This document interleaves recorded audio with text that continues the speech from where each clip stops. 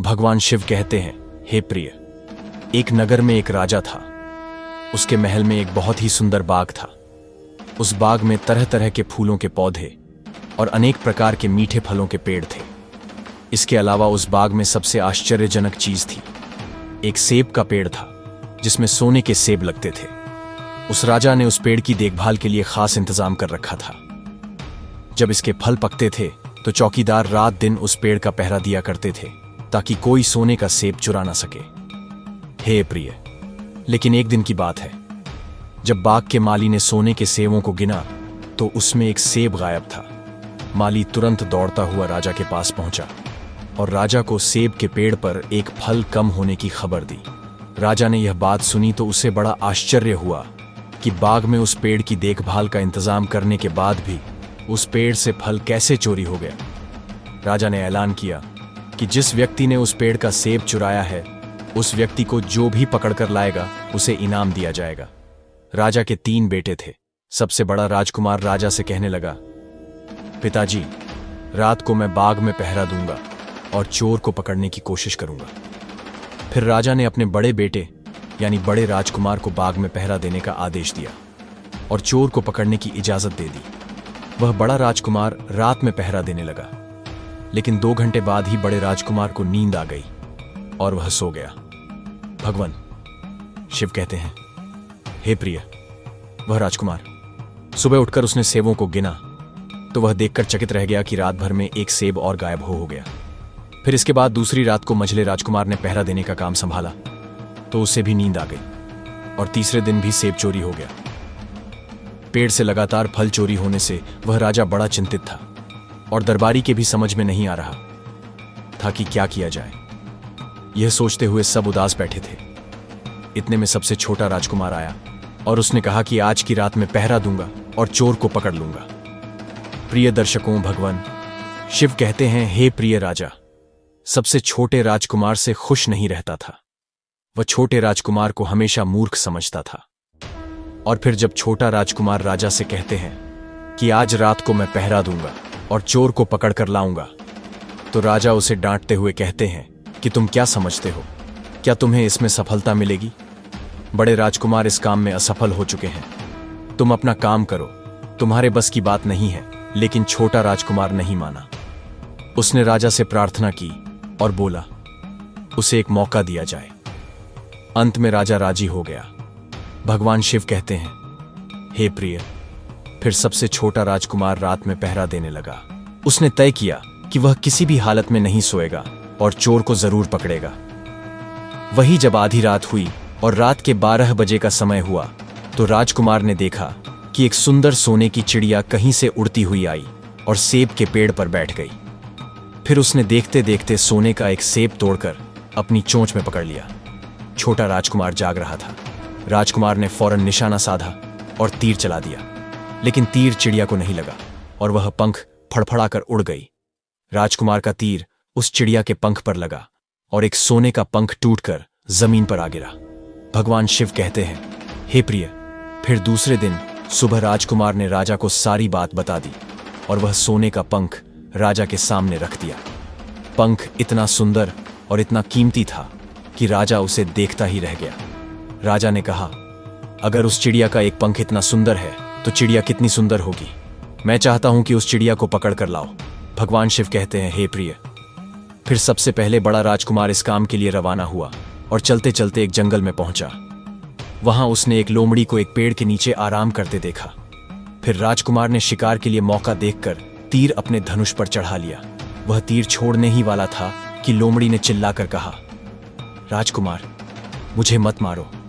मुझे पता है कि तुम सोने की चिड़िया की खोज में निकले हो। तुम मेरी राय मानो तो तुम्हारा काम जल्दी पूरा हो जाएगा। तुम इसी रास्ते से सीधे चले जाओ। शाम होने पर तुम एक गांव में पहुंचो। वहां तुम्हें आमने सामने 2 सराय मिलेंगे।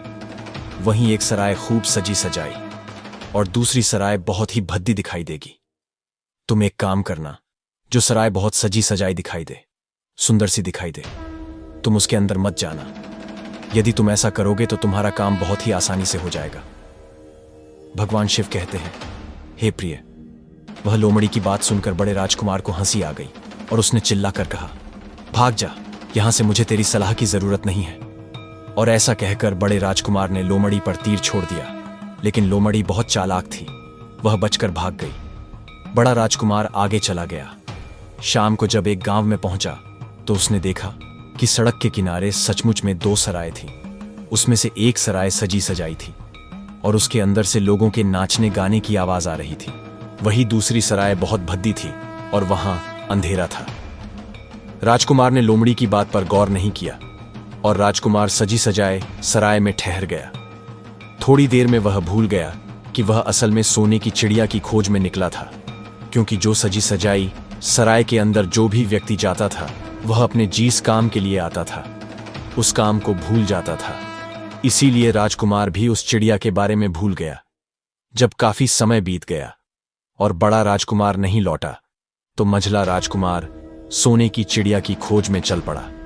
वह भी उसी तरह चलते चलते जंगल में पहुंचा तो वही लोमड़ी उसे भी मिली और फिर उसी लोमड़ी ने मझले राजकुमार को भी वही बात बताई जो बड़े राजकुमार को बताई थी। मगर मझले राजकुमार ने भी उस लोमड़ी की बात पर कोई ध्यान नहीं दिया। जब शाम को वह उस गांव में पहुंचा तो बड़े राजकुमार की तरह सजी सजाई सराय में ठहर गया और वहां के नाच गाने के रंग में मस्त होकर वह भी अपना काम भूल गया। यहां तक कि उसे घर लौटने की भी सुध नहीं रही।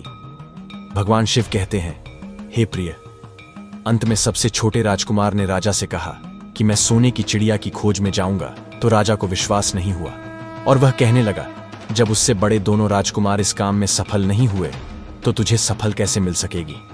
लेकिन छोटे राजकुमार ने जिद की और उसके जिद करने पर राजा ने अपने छोटे राजकुमार को इजाजत दे दी। भगवान शिव कहते हैं, हे प्रिय, वह छोटा राजकुमार तैयार होकर सोने की चिड़िया की खोज में निकल गया। वह भी चलते चलते जंगल में पहुंच गया। उसे भी लोमड़ी मिली। राजकुमार ने लोमड़ी की बात को ध्यान से सुना तो लोमड़ी से कहा, ठीक है, तुम जैसा कहती हो मैं वैसा ही करूंगा। राजकुमार लोमड़ी से कहते हैं, अब तुम जाओ, मैं तुम्हें नहीं मारूंगा। छोटे राजकुमार की बात सुनकर के वह लोमड़ी खुश होकर बोली, तुम सबसे अच्छे लड़के मालूम पड़ते हो। तुमने मेरी बात का मजाक नहीं बनाया और मुझ पर तीर नहीं चलाया। मैं तुमसे बहुत खुश हूं और मैं तुम्हारी मदद करूंगी। तुम एक काम करो, आओ तुम मेरी पूंछ पर बैठ जाओ। मैं तुम्हें उस सराय तक पहुंचा देता हूं जिस सराय में तुम्हें रुकना है और वहां से तुम्हारा काम बहुत ही आसान हो जाएगा। वही देखते देखते उस लोमड़ी की पूंछ काफी बड़ी हो गई और राजकुमार उस पर बैठ गया। उसके बैठते ही लोमड़ी हवा में उड़ने लगी और थोड़ी ही देर में मैदानों और पहाड़ों को पार करके उस गांव में जा पहुंची। वहीं राजकुमार ने उस लोमड़ी की सलाह को मानकर छोटी और पुरानी सराय में ही अपना डेरा डाल दिया। वो सजी सजाई सराय में नहीं गया और उस दूसरी सजी सजाई सराय से काफी दूर रहा। भगवान शिव कहते हैं, हे प्रिय, फिर दूसरे दिन सुबह उठ करके जब वह आगे बढ़ा तो कुछ दूर चलने पर उसे वह लोमड़ी फिर से रास्ते में मिल गई। लोमड़ी ने उससे कहा, अब मैं तुम्हें बताती हूं कि आगे तुम्हें क्या करना है। लोमड़ी ने कहा, तुम सीधे चलो। आगे चलने पर तुम्हें एक बहुत बड़ा किला मिलेगा जिस पर सिपाही पहरा देते होंगे। तुम सिपाहियों से डरना नहीं और सीधे अंदर चले जाना, क्योंकि उस समय वह सिपाही सो रहे होंगे और तुम बेधड़क होकर किले में घुसते जाना और उनके कमरों को पार करते हुए उस जगह पर पहुंच जाना जहां लकड़ी के एक मामूली पिंजरे में सोने की चिड़िया बंद होगी और वहां पर पहुंच करके तुम चिड़िया को पिंजरे से सहित उठाकर किले से बाहर ले आना। लेकिन एक बात याद रखना, चिड़िया के पिंजरे के पास ही एक बहुत सुंदर सा सोने का पिंजरा भी तुम्हें दिखाई देगा। तुम भूलकर भी उस सोने की चिड़िया को सोने के पिंजरे में मत रखना। तुम उसमें रखने की कोशिश करोगे तो बाद में पछताओगे। और फिर ऐसा कहकर लोमड़ी ने राजकुमार को फिर से अपनी पूंछ पर बिठाया और थोड़ी ही देर में उस किले के पास पहुंचा दिया। भगवान शिव कहते हैं, हे प्रिय, अब राजकुमार ने किले के पास जाकर देखा कि सचमुच उसके पहरेदार सो रहे थे और फिर छोटा राजकुमार बिना डरे हुए सीधा महल में घुस गया और थोड़ी ही देर के बाद उस कमरे में जा पहुंचा जहां सोने की चिड़िया एक पिंजरे में बैठी हुई थी। उस पिंजरे के पास ही सोने के 3 सेब पड़े हुए थे। फिर तो उन तीनों सेबों देखकर राजकुमार ने फौरन पहचान लिया कि यह तीनों सोने के सेब उसके पिता के बाग के ही हैं। सोने की चिड़िया इतनी सुंदर थी कि राजकुमार उस चिड़िया को देखता ही रह गया और वह उस चिड़िया को उठाकर लाने ही वाला था कि उसकी नजर पास ही पड़े एक सुंदर सुंदर से पिंजरे पर पड़ गई। वह पिंजरा बहुत ही सुंदर था और उसमें तरह तरह के कीमती पत्थर जड़े हुए थे। और फिर उस सुंदर सोने के पिंजरे को देखकर छोटे राजकुमार के मन में लालच आ गया और उसने सोने की चिड़िया के लिए वही पिंजरा ठीक समझा। और राजकुमार लोमड़ी की बात को भूल गया कि उसने सोने के पिंजरे को छूने के लिए मना किया था। मगर राजकुमार लोमड़ी की बात भूलकर और उसने सोने की चिड़िया को लकड़ी के पिंजरे से निकालकर उस सोने के पिंजरे में बंद कर दिया। लेकिन नए पिंजरे में आते ही वह सोने की चिड़िया जोर जोर से शोर मचाने लगी और राजकुमार पिंजरे को उठाकर कमरे से बाहर भी नहीं निकल पाया था, क्योंकि चिड़िया के शोर मचाने पर उसकी आवाज से सिपाही कमरे में पहुंच गए और उन्होंने राजकुमार को पकड़ लिया। भगवान शिव कहते हैं, हे प्रिय। फिर राजकुमार को अपनी भूल का पता चला। उसे याद आया कि लोमड़ी ने उसे क्या कहा था, लेकिन अब क्या हो सकता था। सिपाही उस छोटे राजकुमार को पकड़कर राजा के दरबार में ले गए कि पूछने पर राजकुमार ने सारी बात राजा को बता दी। फिर राजकुमार की बात को सुनकर राजा ने कहा, तुम मेरे महल में चोरी करने के लिए गुस्से थे, मैं तुमको माफ नहीं कर सकता। तुम्हें फांसी की सजा दी जाएगी, लेकिन मैं तुम्हें एक मौका दे सकता हूं। अगर तुम मेरे लिए सोने का घोड़ा ला कर दो तो मैं तुम्हें न सिर्फ छोड़ दूंगा, बल्कि सोने की चिड़िया भी तुमको दे दूंगा। राजकुमार को अपनी जान बचाने के लिए राजा की शर्त माननी पड़ी और वह सोने के घोड़े की तलाश में निकल पड़ा। वह किले के बाहर जाने पर छोटे राजकुमार ने देखा कि लोमड़ी उसका इंतजार कर रही है और फिर उसने लोमड़ी को सारी बातें बताई। तो लोमड़ी ने निराश होते हुए कहा कि मैं अब तुम्हारी कोई मदद नहीं करूंगी। तुमने मेरे कहने के अनुसार काम नहीं किया। मैंने जिस तरह से कहा था, अगर तुम उस तरह से काम करते तो मुसीबत में नहीं फंसते और सोने की चिड़िया भी तुम्हारे हाथ में होती। भगवान शिव कहते हैं, हे प्रिय। वह राजकुमार बोला, मुझे माफ कर दो, मुझसे गलती हो गई। मेरा काम तुम्हारी सहायता के बिना नहीं चलेगा। मुझे राजा ने सोने का घोड़ा लाने के लिए कहा है, वरना वह मुझे फांसी पर चढ़ा देगा। वो राजकुमार की बात को सुनकर लोमड़ी ने कहा, खैर, मैं तुम्हें माफ करती हूं। अब तुम ऐसा करो, मेरी पूंछ पर बैठ जाओ। फिर लोमड़ी कहने लगी, चले चलो, कुछ दूर जाने पर तुम्हें एक दूसरा किला मिलेगा। इस किले की घुड़साल में तुम्हें सोने का घोड़ा बंधा हुआ मिलेगा। महल के नौकर चाकर सब सो रहे होंगे। तुम चुपचाप जाना और घोड़े को खोल लेना, लेकिन एक बात याद रखना, वहां घोड़े के पास में ही घोड़े पर कसने के लिए 2 जीन रखी होगी। उनमें से एक तो बहुत पुरानी चमड़े की जीन होगी और दूसरी सोने की जीन होगी। तुम सोने की जीन को छूना भी मत और उस घोड़े पर पुरानी चमड़े की जीन को कसकर सवार हो जाना और उसे दौड़ा हुए किले से बाहर चले आना। वहीं लोमड़ी की बात सुनकर छोटे राजकुमार ने वादा किया कि वह ठीक वैसा ही करेगा। और फिर लोमड़ी ने उस छोटे राजकुमार को अपनी पूंछ पर बैठाया और कुछ ही देर में उस किले के पास पहुंचा दिया। वहीं किले के पास पहुंचते ही लोमड़ी ने राजकुमार को उतारा और फिर वहां से चली गई। राजकुमार सीधा फटाक से किले में घुस गया। अंदर जाकर उसने देखा कि वहां के सभी नौकर चाकर सोए हुए थे और फिर थोड़ी ही देर में वह किले की घुड़साल में पहुंच गया। राजकुमार ने पास जाकर देखा तो वह घोड़ा सचमुच सोने का था। ऐसा सुंदर घोड़ा उसने सपने में भी नहीं देखा था। राजकुमार ने आगे बढ़कर उस सोने के घोड़े को खोल लिया। जब वह बाहर निकलने लगा तो उसकी नजर एक कोने में पड़ी। सोने की जीन पर पड़ी। वह जीन बहुत ही सुंदर थी। उसमें हीरे मोती जड़े हुए थे। उसके पास ही एक फटी पुरानी चमड़े की जीन पड़ी हुई थी। वह राजकुमार सोचने लगा कि इतने सुंदर घोड़े पर यह पुराने चमड़े की जीन कसना राजकुमार को शोभा नहीं देगा। और फिर ऐसा सोचकर कि वह राजकुमार सोने की जीन को उठा लेता है और घोड़े पर कसना शुरू कर देता है। फिर जैसे ही घोड़े की पीठ पर वह सोने की जीन को कसता है, वैसे ही घोड़ा जोर जोर से हिनहिनाना लगा और किले के नौकर चाकर जाग जाते हैं। वहीं थोड़ी ही देर में राजकुमार को पकड़ लिया जाता है। भगवान शिव कहते हैं, प्रिय राजकुमार को सिपाहियों ने हाथ बांधकर अपने राजा के सामने पेश किया। राजकुमार की सारी बातें राजा ने सुनकर कहा, तुमने मेरे घोड़े को चुराने की कोशिश की है, इसलिए तुम्हें फांसी की सजा दी जाएगी। लेकिन अगर तुम मेरा एक काम कर दो तो मैं तुम्हें छोड़ सकता हूं। फिर राजकुमार ने कहा, आप महाराज बताओ, मैं आपका हर काम करने को तैयार हूं। तो राजा ने कहा, यहां से कुछ ही दूरी पर एक महल है, उसमें बहुत सुंदर राजकुमारी रहती है। अगर तुम अपनी जान बचाना चाहते हो तो उस राजकुमारी को मेरे पास लेकर आओ। यदि तुम ऐसा कर दोगे तो मैं तुम्हें इनाम में यह सोने का घोड़ा दे दूंगा। भगवान शिव कहते हैं, हे प्रिय बेचारा राजकुमार, वह फिर से एक नई मुसीबत में फंस गया। उसे मजबूर होकर राजा की शर्त माननी पड़ी। अब वह सोने के महल की खोज में निकल पड़ा। कुछ दूर चलने पर उसे वो लोमड़ी फिर मिल गई। पता नहीं उस लोमड़ी को सारी बातें कैसे मालूम हो गई थी, और वह कहने लगी, देखा, तुमने इस बार भी मेरी बात नहीं मानी। मेरी बात मान जाते तो इस नई मुसीबत में नहीं फंसते। खैर, मुझे तुम पर दया आ रही है, मैं तुम्हारी मदद फिर करूंगी। चलो, तुमको सोने के महल के पास पहुंचा देती हूं। तुम महल के बाहर ही कहीं पर छुपे रहना। जब महल में से शाम के समय राजकुमारी तालाब में नहाने के लिए बाहर आए तो तुम आगे बढ़कर उसका हाथ पकड़ लेना और डरना नहीं। जैसे ही तुम उस राजकुमारी को छुओगे, राजकुमारी तुम्हारे साथ आने के लिए राजी हो जाएगी। लेकिन एक बात याद रखना, तुम उसको वहां से सीधे अपने साथ ले आना। उसे वापस महल में मत जाने देना। वह राजकुमारी तुमसे कहेगी कि मैं अभी अपने माता पिता से मिलकर आती हूं, लेकिन तुम उसकी बातों में मत आना, वरना फिर से मुसीबत में फंस जाओगे। भगवान शिव कहते, हे प्रिय। फिर ऐसा कहते हुए लोमड़ी ने फिर से उस छोटे राजकुमार को अपनी पूंछ पर बिठा लिया, और देखते ही देखते वह लोमड़ी हवा में उड़ती हुई कुछ देर के बाद उस सोने के महल के पास जा पहुंची। वहीं महल के पास पहुंचते ही राजकुमार एक पेड़ की आड़ में छुपकर बैठ गया।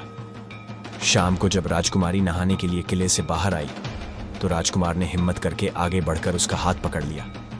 उसके छूते ही राजकुमारी उसके साथ चलने के लिए तैयार हो गई, और वह बोली, राजकुमार, तुम मुझे जहां भी ले जाना चाहोगे मैं तुम्हारे साथ चलूंगी, लेकिन मुझे थोड़ी देर के लिए अपने माता पिता से मिलकर आने दो।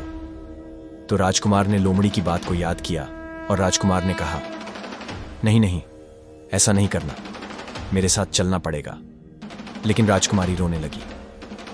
इतनी सुंदर राजकुमारी थी कि राजकुमार उस राजकुमारी का रोना नहीं देख सका और उसका मन पिघल गया। छोटा राजकुमार अंत में राजी हो गया और बोला, जाओ, थोड़ी देर के लिए माता पिता से मिलकर आओ, लेकिन फिर तुरंत बाहर चली आना। भगवान शिव कहते हैं, हे प्रिय। लेकिन राजकुमारी ने जैसे ही किले में कदम रखा, किले के पहरेदार जाग गए और उन्होंने राजकुमार को पकड़ लिया। वहीं राजकुमार बहुत पछताया, लेकिन अब क्या हो सकता था। सिपाहियों ने उसे अपने राजा के सामने पेश किया। राजा बहुत निराश था। उसने उसी वक्त आदेश दिया कि इस राजकुमार को फौरन फांसी पर चढ़ा दिया जाए। फिर तो फांसी का आदेश सुनने के बाद में राजकुमार रोने लगा, गिड़गिड़ाने लगा। इस पर राजा ने थोड़ी देर सोच विचार किया और कहा, मैं अपना आदेश वापस नहीं ले सकता, लेकिन अगर तुम मेरा एक काम कर दो तो तुम्हारी जान बच सकती है। फिर राजकुमार ने कहा, ठीक है, आप जो भी कहेंगे मैं आपका काम करूंगा। तो राजा ने कहा, हमारे किले के ठीक सामने एक बहुत बड़ा पहाड़ है। इसके कारण हमारे किले की सुंदरता नष्ट होती है। अगर तुम 8 दिन में इस पहाड़ को खोदकर साफ कर दो तो हम तुम्हें क्षमा कर देंगे और राजकुमारी का विवाह भी तुम्हारे साथ कर देंगे। वहीं राजकुमार किले के बाहर आकर पहाड़ को देखने लगा। उसके हाथ में एक छोटी सी कुदाली थी।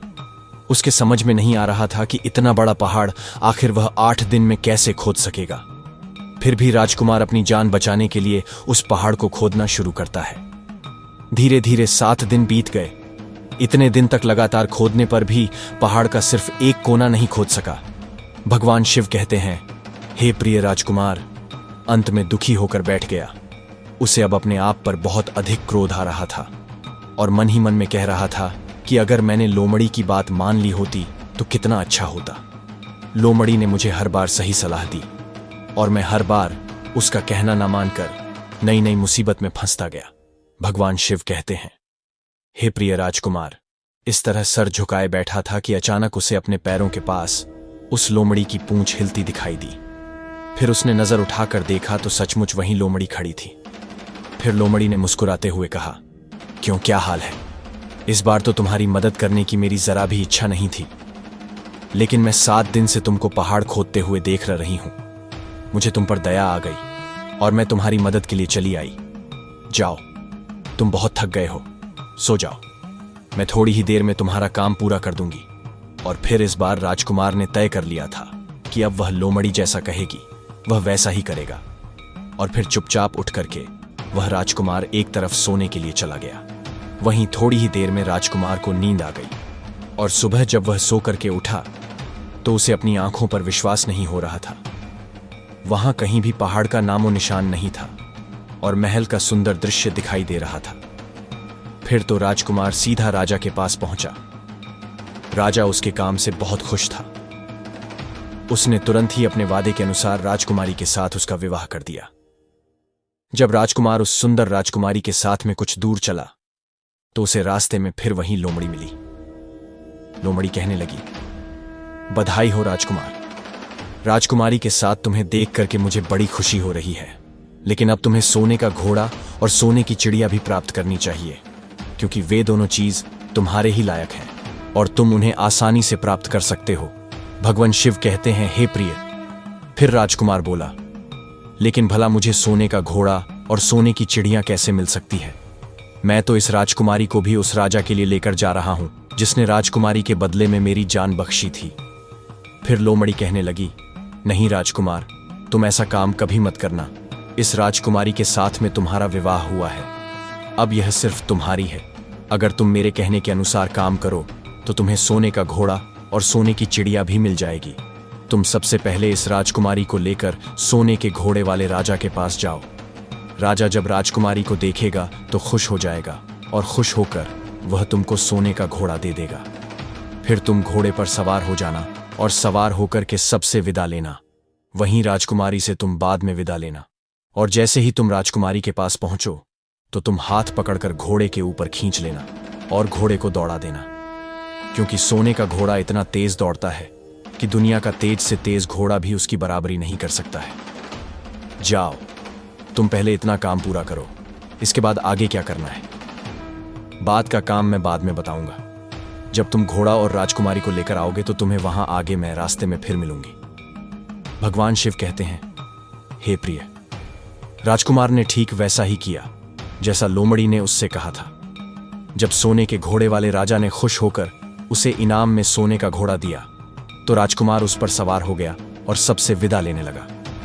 अंत में वह राजकुमार राजकुमारी को उठाकर घोड़े पर बैठाकर घोड़े को तेजी से दौड़ा हुआ किले से बहुत दूर निकल गया। वहीं रास्ते में एक पेड़ के नीचे लोमड़ी उसका इंतजार कर रही थी और उसे देखकर लोमड़ी बोली, शाबाश, अब तुम सोने की चिड़िया भी प्राप्त कर लो। जब तुम सोने की चिड़िया वाले राजा के पास पहुंचेंगे तो वह इस घोड़े को देख करके बहुत ही खुश होगा। तो तुम उससे कहना कि पहले सोने की चिड़िया का पिंजरा मेरे हाथ में दे दो, तब मैं यह घोड़ा तुमको दूंगा। फिर जैसे ही राजा जब वह पिंजरा तुम्हारे पास लाए तो तुम पिंजरा उसके हाथ से छीन लेना और घोड़े को दौड़ा देना। बस ऐसे चिड़िया तुमको मिल जाएगी और कोई तुम्हें पकड़ भी नहीं सकेगा।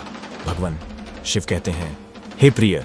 इस बार भी राजकुमार ने ठीक वैसा ही किया जैसा लोमड़ी ने बताया था और वह राजकुमारी के साथ ही घोड़े पर बैठा रहा। और जब राजा ने उसके हाथ में सोने की चिड़िया का पिंजरा दिया तो उसने तुरंत घोड़े को वहां से भगा दिया। सोने का घोड़ा हवा से बातें करने लगा।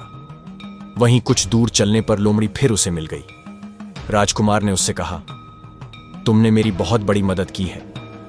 तुम्हारी वजह से मुझे न सिर्फ सोने की चिड़िया मिली बल्कि सोने का घोड़ा और इतनी सुंदर राजकुमारी भी मिल गई। बताओ, मैं तुम्हें क्या इनाम दूं? मैं तुमको कुछ ना कुछ देना चाहता हूं। फिर राजकुमार की बात को सुनकर वह लोमड़ी कहने लगी, अगर तुम खुश हो तो मेरा एक काम कर दो। तुम मुझ पर एक तीर चला करके मुझे मार दो। इस समय तुम यही सबसे बड़ा काम मेरे लिए कर सकते हो। फिर लोमड़ी की बात सुनकर राजकुमार कहने लगा, भला ऐसा कैसे हो सकता है? तुमने मेरी इतनी मदद की है और मैं बदले में तुम्हें मार दूं, ऐसा कभी नहीं कर सकता। फिर तो ऐसा सुन करके वह लोमड़ बहुत दुखी हुई और बोली, अगर तुम मेरा यह काम नहीं कर सकते हो तो फिर ठीक है, जाओ। लेकिन जाने से पहले तुम्हारी भलाई के लिए मैं तुम्हें 2 बातें बता रही हूं। हम हमेशा ध्यान रखना। पहली बात तो यह है कि कभी भी किसी भी कुएं की दीवार पर मत बैठना, और दूसरी बात, ऐसे लोगों के लिए कभी धन खर्च मत करना जिन्हें फांसी मिलने वाली हो। भगवान शिव कहते हैं, हे प्रिय। फिर लोमड़ी की बात सुनकर राजकुमार बोला, तुम भी अजीब हो, तुम्हारी बातें मेरी समझ में नहीं आती हैं। भला मैं कभी कुएं की दीवार पर क्यों बैठूंगा और ऐसे आदमियों पर धन खर्च क्यों करूंगा जिनको फांसी दी जाने वाली हो? लेकिन लोमड़ी ने उसकी बात का कोई जवाब नहीं दिया और अलविदा कहकर के लोमड़ी वहां से चली गई। भगवान शिव कहते हैं, हे प्रिय। लोमड़ी के चले जाने के बाद में राजकुमार सोने का घोड़ा दौड़ा हुआ आगे बढ़ा तो राजकुमारी उसके साथ बैठी हुई थी और सोने की चिड़िया का पिंजरा भी उसके हाथ में था। वहीं कुछ ही देर में राजकुमार उसे छोटे गांव में जा पहुंचा जिसमें वह दोनों सराय थीं। गांव के लोग और खास तौर से बच्चे उसको देखने के लिए बाहर निकल कर आए। सोने के घोड़े पर इतनी सुंदर राजकुमार के साथ बैठी एक राजकुमारी को देख करके सभी सराय वाले चकित थे। इतने में ही राजकुमार ने देखा कि गांव के बगीचे में एक जगह बहुत से लोग जमा हैं और कुछ शोर हो रहा है। फिर राजकुमार के पूछने पर लोगों ने बताया कि वहां पर 2 आदमियों को फांसी देने की तैयारी हो रही है।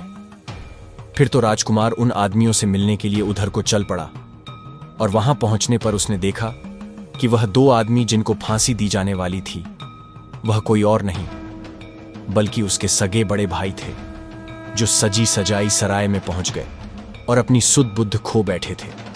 वहीं तरह तरह के बुरे काम करते थे और जुआ खेलते थे और जुए में बहुत सारा धन हार चुके थे। उन्होंने लोगों से बहुत सारा रुपया उधार ले लिया था और इन्हीं सब बातों से चीढ़ करके गांव वाले उन दोनों बड़े राजकुमारों को फांसी पर चढ़ाने जा रहे थे। भगवान शिव कहते हैं, हे प्रिय भाई, आखिरकार भाई होता है, छोटा राजकुमार ऐसा कैसे होने देता। उसने अपने बड़े भाइयों को बचाने के लिए वहां के लोगों से कहा, मुझसे रुपया ले लो और तुम इन लोगों को छोड़ दो। और फिर उसके बहुत विनती करने पर वहां के लोग राजी हो गए और उन्होंने उन दोनों आदमियों को रिहा कर दिया। वहीं राजकुमार अपने भाइयों को छुड़ाकर अपने महल की तरफ चल दिया। आगे कुछ दूर चलने पर जंगल में एक कुआं दिखाई दिया। फिर राजकुमार कुछ सोचकर राजकुमारी से कहते हैं, हम कुछ देर के लिए इस कुएं के पास आराम करते हैं और यहां पर ठंडा पानी पीने के बाद हम यहां से आगे के लिए प्रस्थान करेंगे। राजकुमार की बात सुनकर राजकुमारी मान गई। इधर राजकुमार लोमड़ी की दोनों बातों को भूल चुका था, जो कि लोमड़ी ने विदा के समय कहा था कि कभी भी घोड़े से उतरकर कुएं की दीवार पर मत बैठना और कभी भी ऐसे आदमियों की मदद मत करना जिनको फांसी लगने वाली हो। वही जैसे ही छोटा राजकुमार राजकुमारी के साथ में उस कुएं के किनारे पर बैठा, तब तक उसके दोनों बड़े भाई आ गए, जलने लगे। इसको तो सुंदर राजकुमारी मिल गई और इतना सारा धन भी मिल गया और पिताजी भी इसकी बुद्धिमानी की प्रशंसा करेंगे। इसकी घर में इज्जत बढ़ जाएगी। कल तक पिताजी इसे मूर्ख समझते थे, आज यही बुद्धिमान माना जाएगा। इसलिए दोनों भाइयों ने सलाह करके और मौका देखकर अपने छोटे भाई छोटे राजकुमार को कुएं में धकेल दिया और उसके बाद सोने का घोड़ा लेकर घोड़े पर राजकुमारी को बिठाकर सोने की चिड़िया का पिंजरा उठाकर वहां से चलते बने। और फिर इस प्रकार धन और राजकुमारी के लालच में बड़े दोनों भाइयों ने छोटे भाई को मौत के मुंह में धकेल दिया। फिर कुछ ही देर में दोनों बड़े राजकुमार अपने राज्य में लौट आए। घर लौटकर राजा से कहा, हम सोने की चिड़िया को पकड़ कर लाए हैं। इसी चिड़िया ने हमारे बाग से सोने के सेब चुराए थे। हम यह सोने का घोड़ा और यह राजकुमारी लाए हैं। यह सब देखकर राजा बहुत खुश हुआ। सारे राज्य में वहां के लोग खुशियां मनाने लगे। वहीं राजकुमारी खुश नहीं थी, वह रो रही थी। उसने खाना पीना भी छोड़ दिया। वहीं घोड़े ने भी खाना बंद कर दिया और चिड़िया ने भी दाना पानी बंद कर दिया। राजा ने बहुत कोशिश की, लेकिन ना तो राजकुमारी खुश हुई और ना ही सोने का घोड़ा और ना ही सोने की चिड़ियों ने दाना खाना शुरू किया। माता पार्वती कहते हैं, हे प्रिय, उधर वह छोटा राजकुमार कुएं में गिर गया था, लेकिन वह मरा नहीं था। कुआं बहुत गहरा था, लेकिन उसमें पानी बहुत कम था। और उस लोमड़ी की बात याद आई तो वह पछताने लगा और सोचने लगा, अगर मैंने लोमड़ी का कहा मान लिया होता और शायद घोड़े से उतरकर इस कुएं के पास दीवार पर नहीं बैठता और मैंने अपने दोनों लालची भाइयों की मदद ना की होती, तो शायद आज मैं इस कुएं में ना पड़ा होता।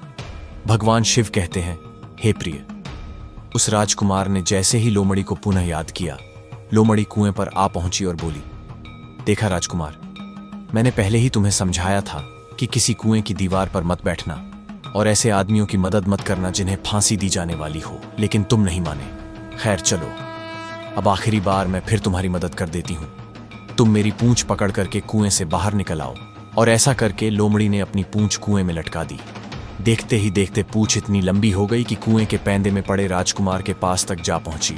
वहीं राजकुमार पूंछ को पकड़ के कुएं से बाहर निकल आया और फिर लोमड़ी ने उससे कहा, अब तुम अपने घर जाओ, लेकिन जरा होशियार रहना। तुम्हारे भाई तुम्हारी जान के दुश्मन हैं, वह लोग निश्चित तुम्हें मार देंगे।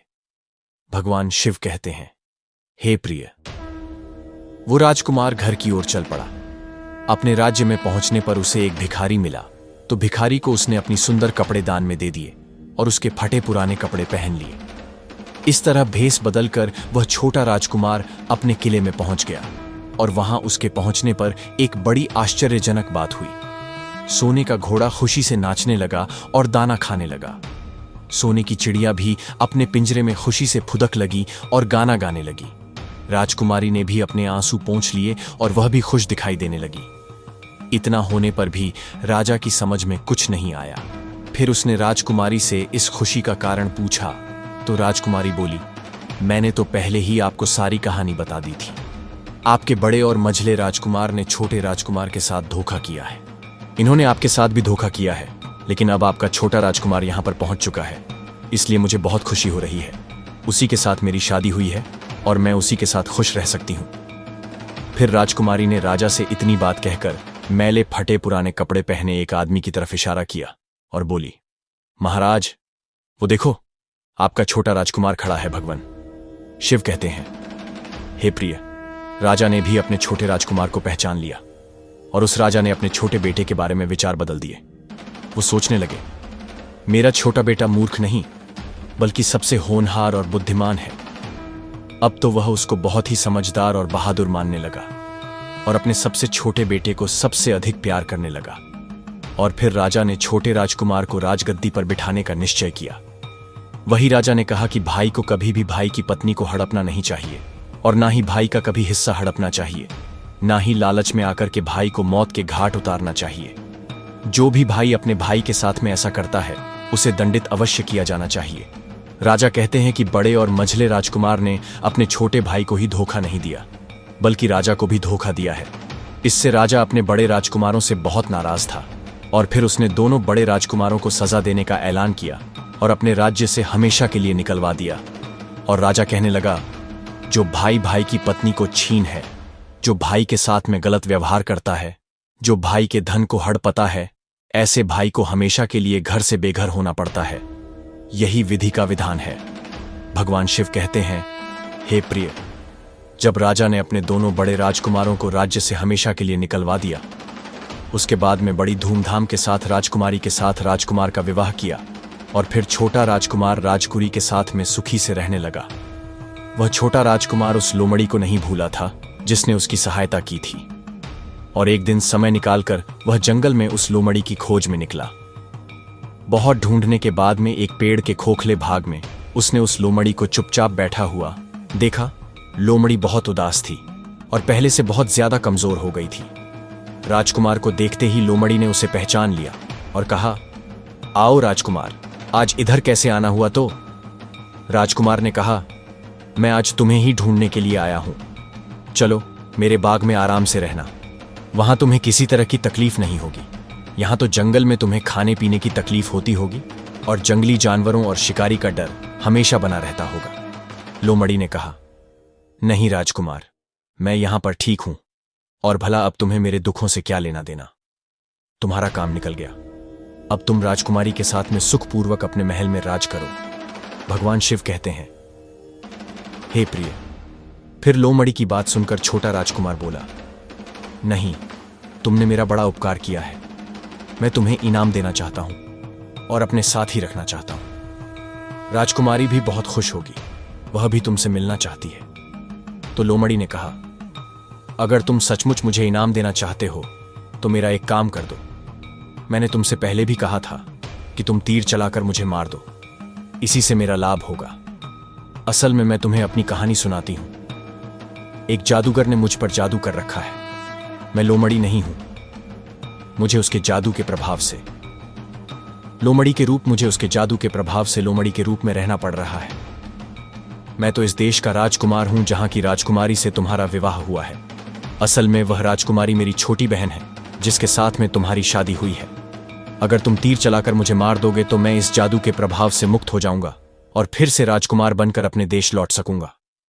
छोटा राजकुमार इस बात को सुनकर एकदम से आश्चर्य में पड़ गया और फिर उसने फौरन अपने धनुष पर तीर चढ़ाया और लोमड़ी के ऊपर छोड़ दिया।